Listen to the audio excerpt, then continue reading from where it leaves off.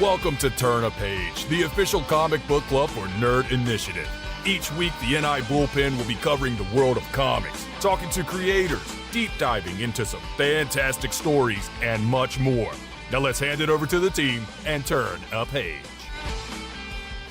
But we do have a really great guest because this is a creator-focused episode where we love getting to talk to comic book creators, anybody in the space about the things that they're doing. And this is a really good comic book, especially for our fans who are fans of horror. Dark Horse, which Lauren is a big fan of Dark Horse. I am myself. This is going to be his first title for Dark Horse, Loving Ohio.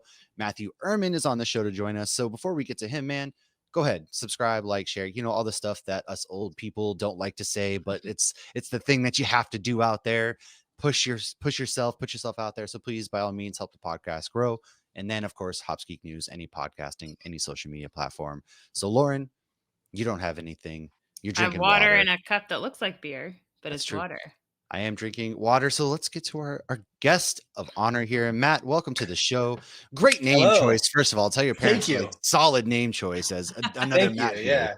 I was, it wasn't their first choice. I was going to be originally named John Wayne, but they nixed that. I'm not even kidding. That was going to be my name. My mom was like, fuck no, that is unacceptable. You cannot name my son that. So luckily I got stuck with Matt. So I'm very stoked to have this name and be here and hanging out with you guys. So thank you. Yeah. Of course, man. And, you've worked for a ton of publications, Scout, Boom, IDW Vault, Mad Cave. People know your works from Power Rangers to Dark Crystal, Long Lost, Good Luck.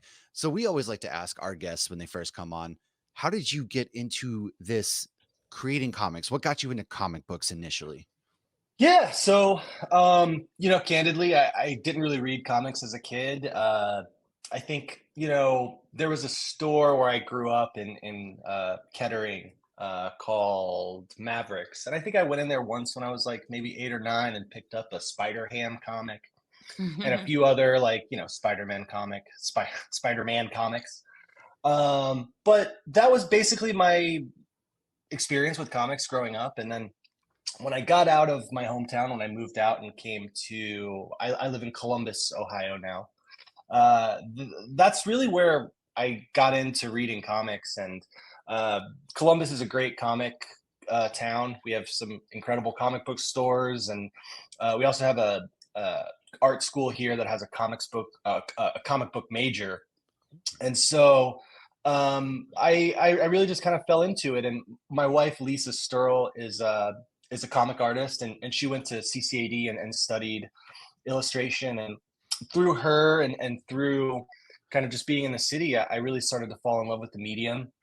And I probably around 19 or 20 is when I started to really, dive into some of the more well-regarded comic books, your Alan Moore's, your Charles Burns, your, Junji Ito's. I try to have a pretty wide breadth of things that I like. Lately, I've been mostly into old manga from the 80s. Ooh, yeah.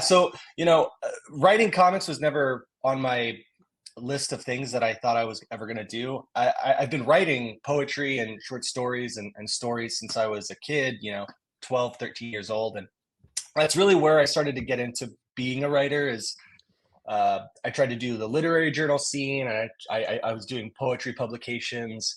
And for a long time, actually, and honestly, I never really found an audience that connected with my work in those spaces.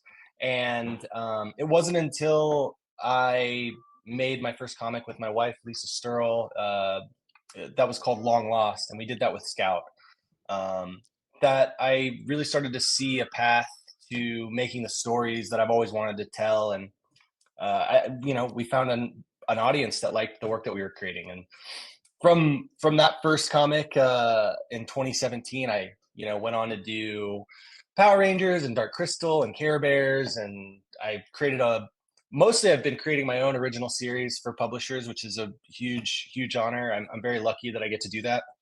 I don't have to, I've done the intellectual property thing, and it for the man.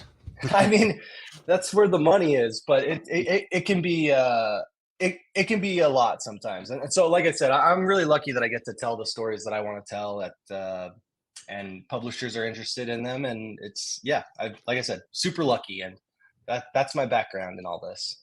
Well, Well, that's a you range know, though. Care Bears to Dark Crystal. yeah, Like, I love that. I actually wanted to Yeah. touch on some of this because you mentioned, I wanted to touch on Long Lost. So I'm glad you brought it up because this was the Yeah. first comic book. And then you talked about doing it with your wife. Now it's a comic horror series. It was actually optioned for television at one point. So like, what was that experience like getting to work together? Did she like, hey, let's get this together? How did you guys co-create this Yeah. comic So, together? me and my wife were very creative, and really we just love horror. I've always been a huge fan of horror, all swaths of it, from the French New Extreme to the giallo to B splatter to like the age where VHS was just pumping out every possible type of horror movie you could possibly imagine in the late 80s. I really love it all. And one of the things that kind of pushed both of us into making our own comic was that we weren't really at the time seeing a lot of stories and ideas that we were connecting with. And so we really wanted to put our money where our mouth was and make our own thing and see if we could kind of do what we wanted in that space. And that's where Long Lost came from. It was born out of feeling like we could do something better than other people, I guess. It was a little bit of a competitive nature from both of us. Right. Well, sometimes they say write what you know, and other times it's write what you want to read or what you Exactly. want to Yeah. see. That's I mean, that's really what we did. We just created what we thought should be out there already. And we had a lot of really, great reception to Long Lost. As you mentioned, it got optioned by an incredible producer, Jenny Klein. That was a while ago, but it was an incredible experience. I don't know, it was really fun. I'm still really proud of that book. It's almost, I don't know, 8 years old now, which Yeah, it came like 2018. Yeah, like Yep. it's this crazy. And then coming from that, you're now working on the latest story, which is Loving Ohio, with artist Sam Beck. And man, like something you've done really well with this story. As before we get into it, we'll get a brief summary. But something I've noticed is like with your stories, is it's more than just like horror. You don't focus just on the horror. Like it's a lot of character Yeah. driven style. How important is, because I'm a big horror fan, a lot of horror, right? We don't focus on the characters. A lot of time they're just cannon fodder, right? To True. Yeah. Jason or Freddy. So what does that mean to you when crafting these horror stories to build these characters that actually mean something? I think for horror to be effective, I'm so sorry about. There's like the sun is like right you're behind totally me. good. I'm trying to Don't figure even out how I worry. can. Oh, that's okay. Okay, there we go. So like when I craft horror stories or any stories, the main thing for me is, and the thing that I think makes horror super effective is that you have to care about the characters and you have to care what happens to them. And I think horror, huge genre. There's so many types of horror, but the horror that I really respond to is the horror of emotion and the self, and of really getting to know the circumstances around the nightmare that is surrounding these, in Loving Ohio's case, the 14s. And I felt that when I was crafting this story, to make the horror effective, the reader really needed to care about all of the characters that they're following. And to do that, I think you have to empathize with them. You have to know how they feel. You have to feel what they're feeling too. You have to be scared when they're scared, because you're not entirely sure who is going to make it, or if anything bad is going to happen to these characters that you're either growing to like or have already, bought into. And so, I think, you look at Psycho. It's like you go back to like Hitchcock. It's like you follow, I'm forgetting her name in that movie, but you follow the main girl in that movie up until she gets murdered in the shower. And that scene works so well. It's because traditionally when you're following a main character in a movie, you expect them to be okay, there's a Right. safety in that. And that subversion is what horror is all about. It's taking the safety away from the reader. And for me, I think I do that really well when people empathize with my characters and know them and understand them. And when that starts to happen, I feel empowered to try and pull the rug out from under the readers. And I think that's where the horror happens. Yeah, Mm. that's a really good point. I mean, a lot like, even Scream did it with the slasher genre when we went in thinking that Drew Barrymore, who was top billed, and then they Yeah. kind of pulled that rug out from underneath us, and then here we are. So going into Loving Ohio, go ahead, give us your pitch, your summary pitch, what this story is about.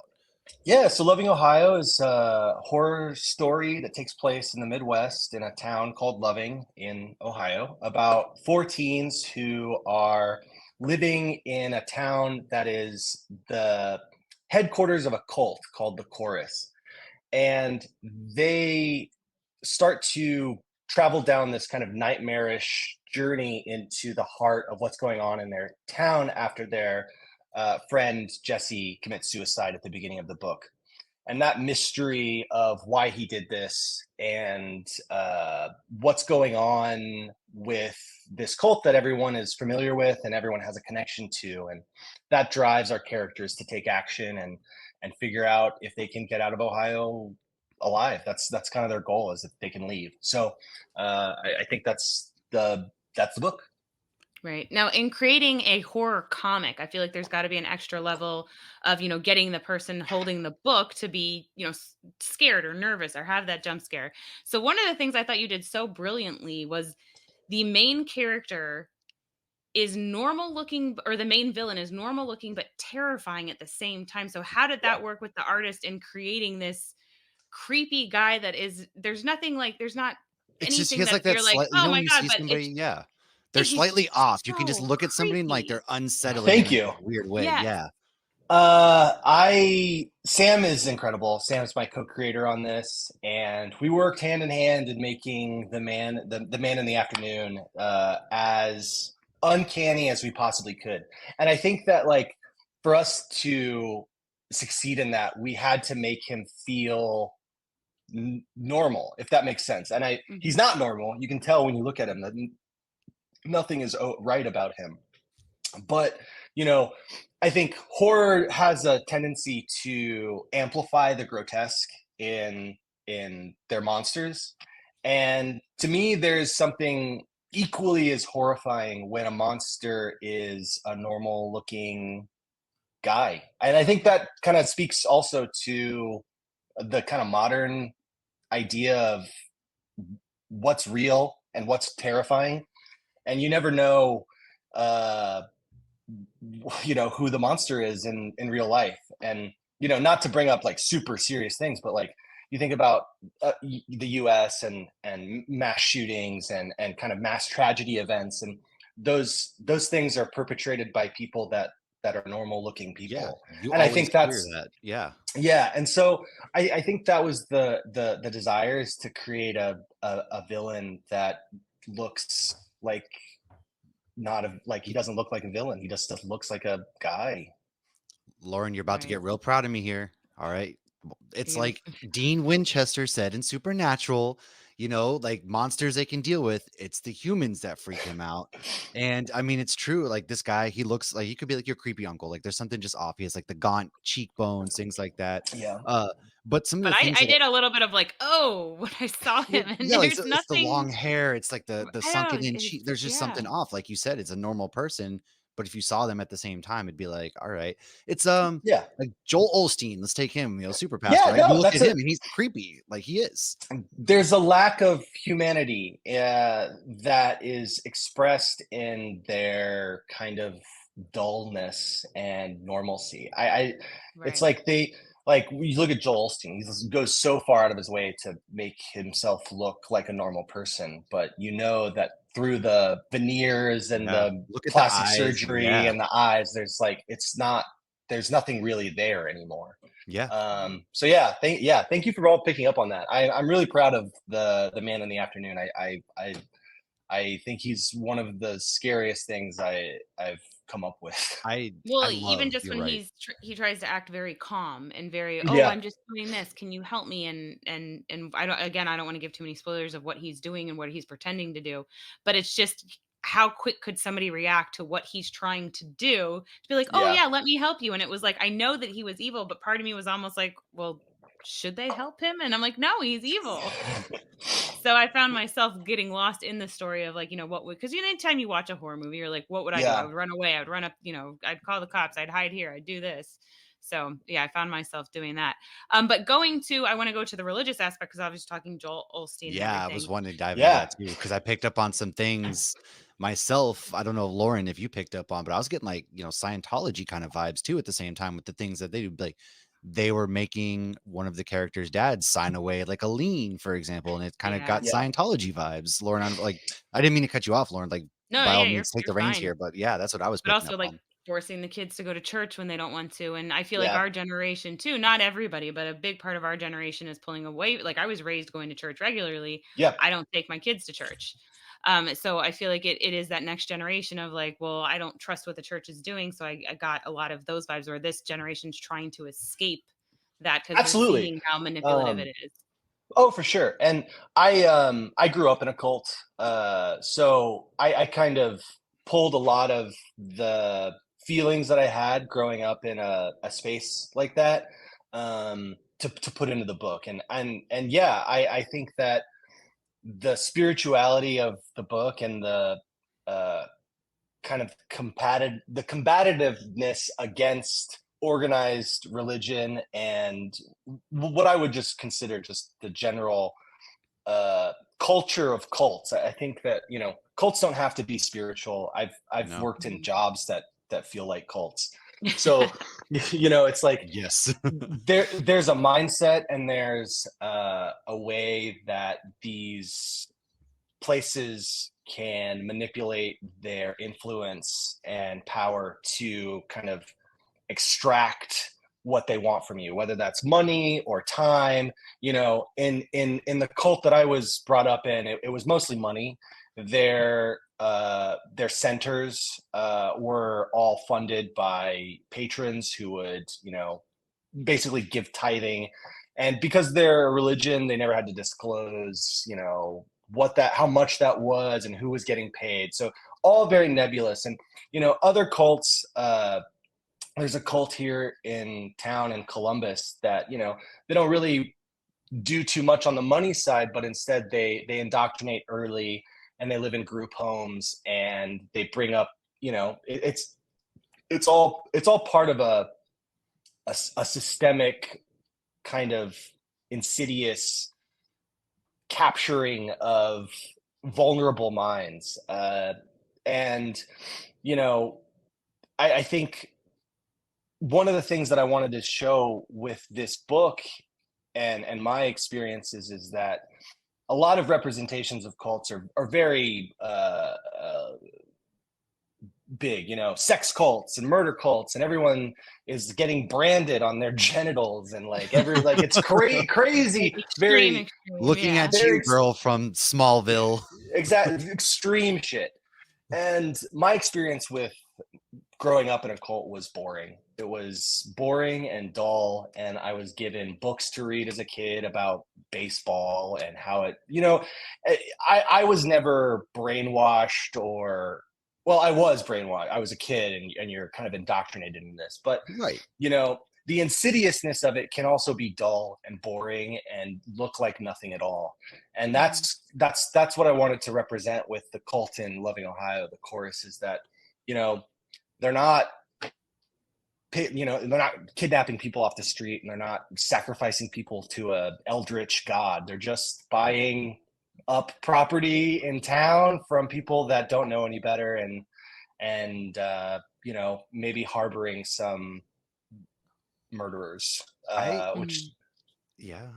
I so actually, I'm glad again you brought that up because my big thing while I was reading this book is I kept there's a tension you build, right? Because you hit on something. Most people when they think of cults, it's murder, it's all that stuff. 90s. But Yeah. they don't make movies about the boring cults. Let's just be honest, No. like those don't sell. However, something I think you capture really well here is you're building that tension because we know that something is off with this cult and there's some murder going on, and so you're waiting for the group at large to kind of follow into that kidnapping murder Yeah. aspect. And I think half of that really builds the tension and the suspense, at least for me reading this book, because I was like, all right, when's this going to happen? And it just kind of like this long drawn out that it may or may not happen. I don't want to spoil, but still, like, that was very, very good. Thank you. Yeah. Thank you. Yeah. That was very kind of you. Lauren, what do you got? I do look like I'd say something. I'm sorry. Oh no, you're good. I just have to keep muting. So I want to go into, you were very much so at the beginning were like, this is a made up city. This is, Loving Ohio does not exist. And you very much so like, was there a reason behind that? Did you just want it to be very clear, like this is completely fictional? Because I thought that was interesting at the very beginning that you pushed that. I love what that does as a artistic tool. I love doing that. I think this book does something very unique, and I think starting it with that blank page, kind of disclosing what that this isn't real, I think that adds to the sense of dread. And I don't know, most fiction books don't do that. Fiction books don't start by saying this story's fake. Right. And I think that there's something magic in that, and I've never seen anyone do that before. And to me, it's just a tool that I use to bludgeon people into feeling dread. And I think it does exactly what you brought up. You just kind of have to wonder why I did it. And I like that about that. I like when people read something and kind of have to like, is this a real place? Why did he say this is all fake? I know it's a comic book. Of course it's fake. Why is he telling me it's like, I love when that causes like narrative and reader kind of apprehension and confusion. And I think that starts the book off really strong in a way that sets you up for you don't really know what the fuck I'm doing or what's going to happen. And there's a sense of like deep dread in the bottom of your chest that I think comes up from that one page. I think at the very beginning just kind of sets the tone, I think. Right. Well, because I immediately was like, is it real? Is it based on some real? So like I instantly went there. So that's a fun little twist that you did. Now you said you've always been into horror. Are there any horror books or horror movies that you feel you drew inspiration from? Yeah, no, absolutely. I think for me, I always draw inspiration from not necessarily horror exactly, but I love the work of Haruki Murakami. He's a Japanese novelist. He wrote one of my favorite books called The Wind-Up Bird Chronicle. And in that, it's very dreamlike. It's very surreal. The reality of the story is mixed with kind of the unreality of the story, and it all becomes kind of untangleable from itself. And I love that. I love when stories can show you a real thing and show you an imaginary thing, and it doesn't necessarily even matter if it's real or not. It's just what's happening. So that was a big inspiration. That's always a big inspiration for me. David Lynch, I love David Lynch and what he's done. Twin Peaks was a big inspiration. Satoshi Kon, the film Perfect Blue, big inspiration for this. I love, there was,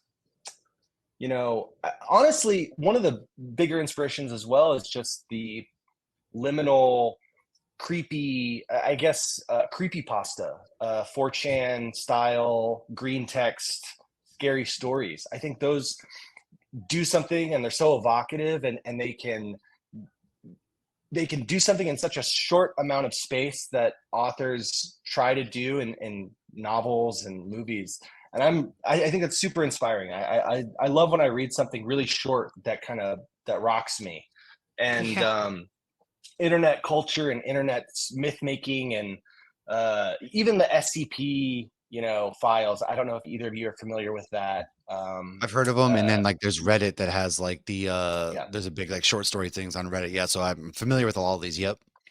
Yeah, so that always kind of is in the back of my brain for inspiration, and seeing what other people, can do with the space that they have.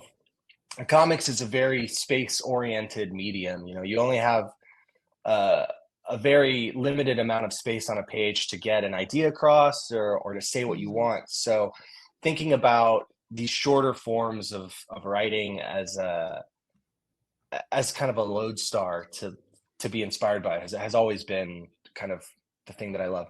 And then movies. I love horror movies of all kinds. I watch so many of them, Me like, too. all the time. It's impossible to keep track of all of them. Well, I'm trying to remember what I just watched. I watched the first Omen recently, Oh and yeah. some other ones.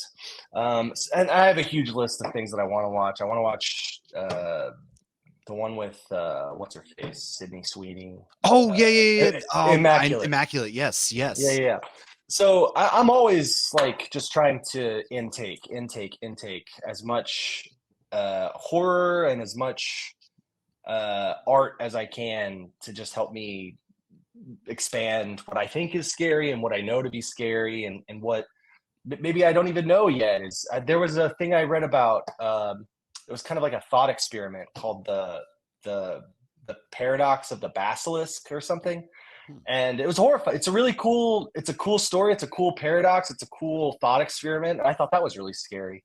And I just basically love anything that can kind of find the little nugget of me that still wants to be afraid, and gets me. I think that's all awesome stuff.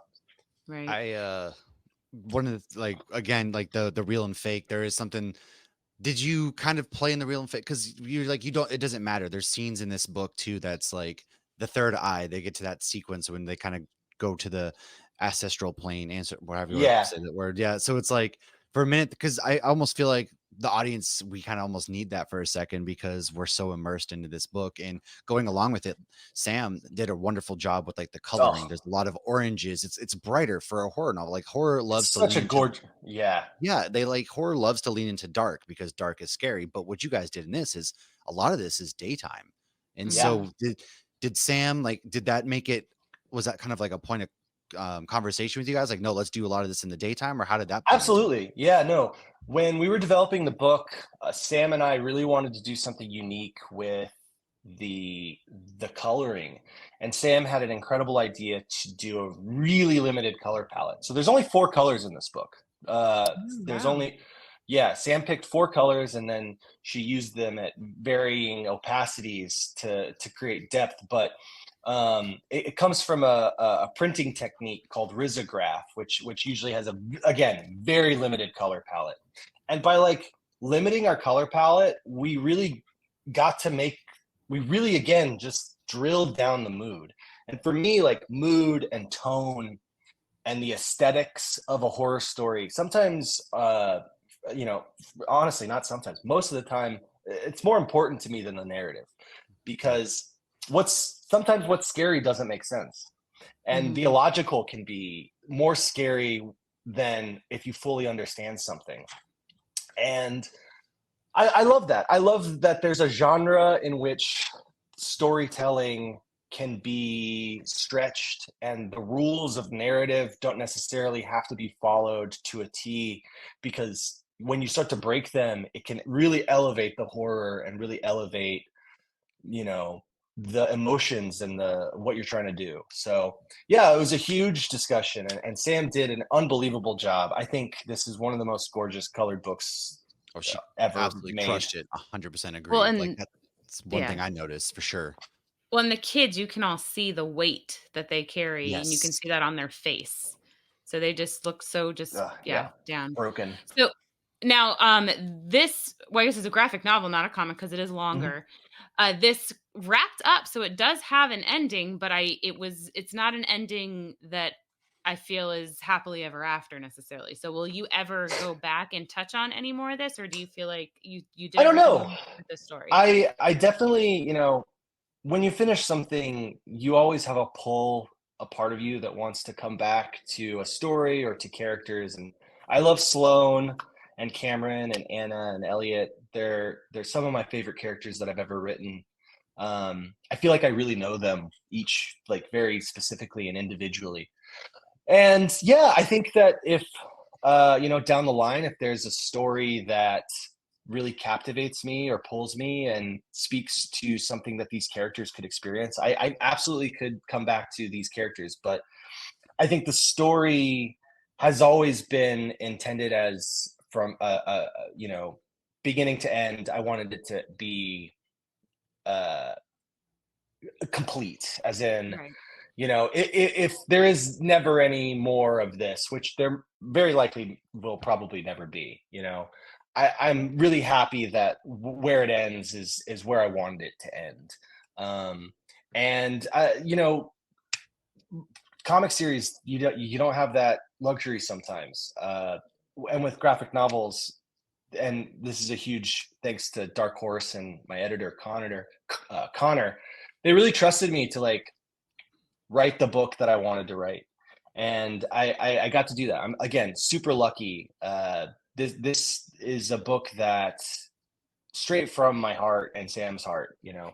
Connor did an incredible job editing it, but a lot of the initial original intentions are there throughout the whole thing. So I'm really happy with I'm really happy with everything, honestly. So Nice. It really does feel like more than a horror, you guys also transcended like that, moving past loss, love, and grief. So like coming in there, that's something I also didn't expect. And like you said, like you really know these characters because really it is about teenagers who are, as a group, they're experiencing loss. Like their yeah, friend has committed suicide, and it's how they work through that with this other tragic. And I think you guys did a phenomenal job. And it is getting ready to come out in August, I believe.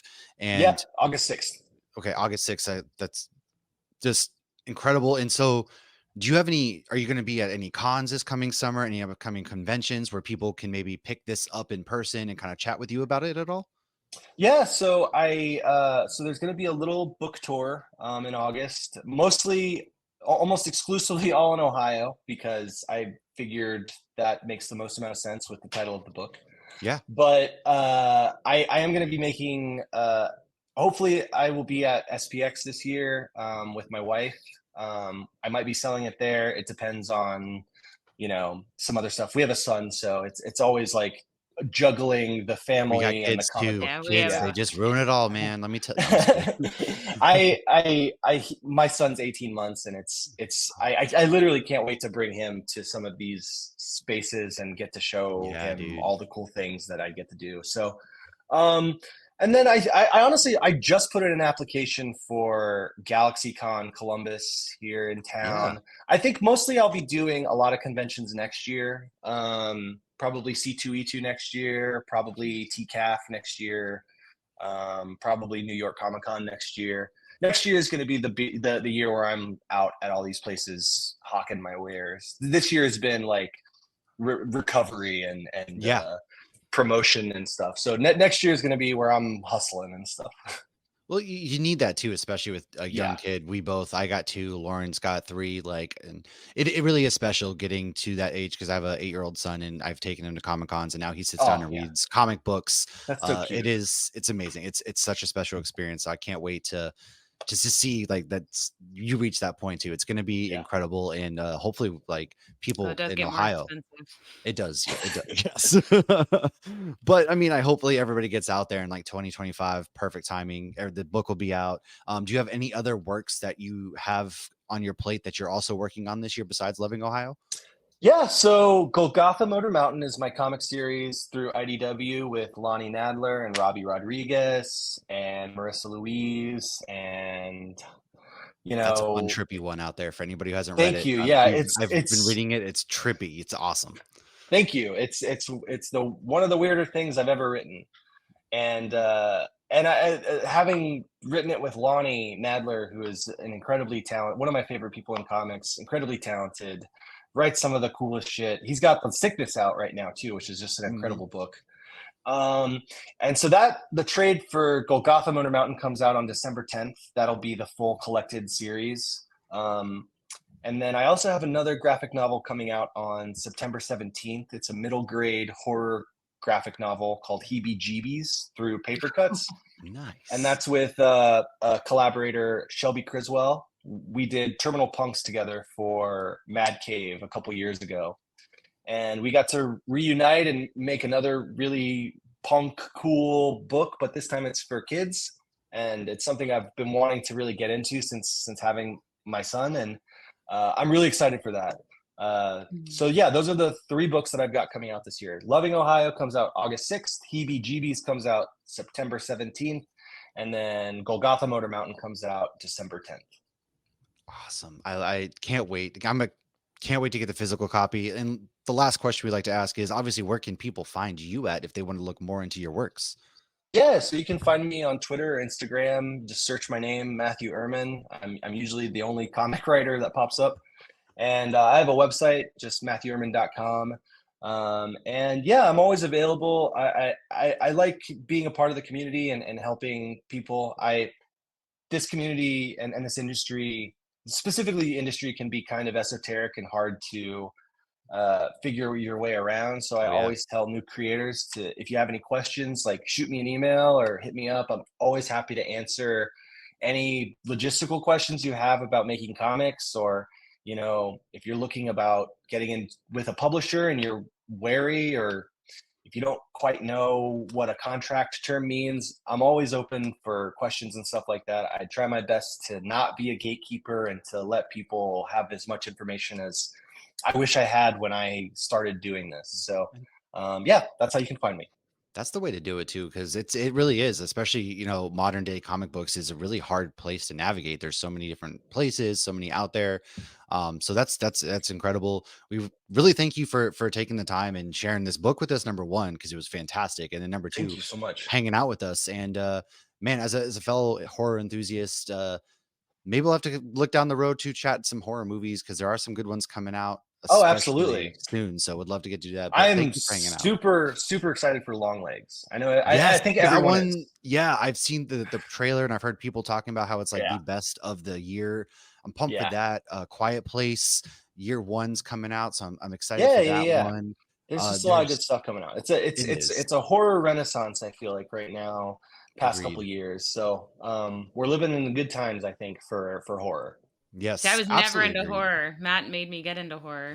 Yeah, and now That's the way to do it. You got that's what we do. Well, my 11-year-old's huge into it. She's like, "Can I watch this? Can I watch that?" And I'm like, "This doesn't scare you." No. It That's doesn't. awesome. That's. I mean, I'm hoping my son is like that too, because I just want to. They're so fun, and you just get to share, and there's like a communal. They can be funny, and I don't know, love them. They can, Right. yeah, especially the B ones. I'm a big B horror guy, but also like the more serious ones. So but definitely we'll chat. But everybody else, make sure you pick up this book. Let us know. Send pictures on August 6th.